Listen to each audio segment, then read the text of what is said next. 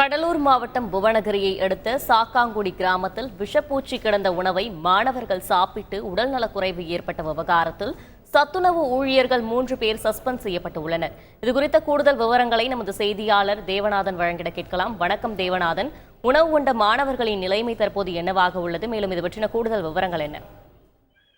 கடலூர் மாவட்டம் புவனகிரி அருகே உள்ள சாக்காங்குடி அப்படின்ற இடத்துல அரசு உயர்நிலைப் பள்ளி இருக்குது. இந்த உயர்நிலைப் பள்ளியில 240க்கும் மேற்பட்ட மாணவ மாணவிகள் படித்து வரும் நிலையில நேற்று மதிய உணவு சாப்பிட்ட மாணவ மாணவிகளுக்கு திடீரென வாந்தி மயக்கம் ஏற்பட்டது. முதலில் இது சாதாரண வாந்தி மயக்கமாக இருக்கும் என எதிர்பார்க்க ஏற்பட்ட நிலையில் அடுத்தடுத்து மாணவ மாணவிகளுக்கு மயக்கம் ஏற்பட்ட நிலையில் அந்த பள்ளியில் அங்கிருந்து தலைமை ஆசிரியர் விசாரணை மேற்கொண்ட போது உண்ட உணவில் விஷப்பூச்சி கிடந்தது கண்டுபிடிக்கப்பட்டது. அதாவது அரணை எனப்படும் விஷப்பூச்சி அதில் கடந்த நிலையில அடுத்தடுத்து தொடர்ந்து 90க்கும் மேற்பட்ட பள்ளி மாணவ மாணவிகள் இதுல பாதிக்கப்பட்டு சிதம்பரம், புவனகிரி உள்ளிட்ட பல்வேறு அரசு மருத்துவமனைகளில் அனுமதிக்கப்பட்டு அவர்களுக்கு சிகிச்சை அளிக்கப்பட்டது.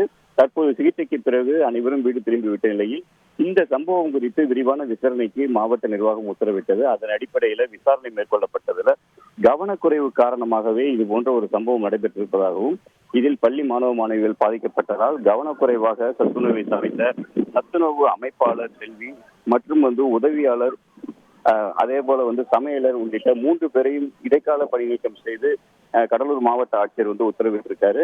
மேலும் பார்த்தோம் அப்படின்னா இந்த பள்ளியுடைய தலைமை ஆசிரியரும் தற்போது பார்த்தோம் அப்படின்னா மாவட்ட கல்வி அலுவலகத்திற்கு விசாரணைக்கு ஆஜராகும்படி உத்தரவிடப்பட்டிருக்கு. அதன் அடிப்படையில தற்போது மாவட்ட கல்வி அலுவலகத்துல அந்த பள்ளியின் தலைமை ஆசிரியர் சத்தியமூர்த்தியிடம் விசாரணையும் மேற்கொள்ளப்பட்டு வருகிறது. விவரங்களுக்கு நன்றி தேவநாதன்.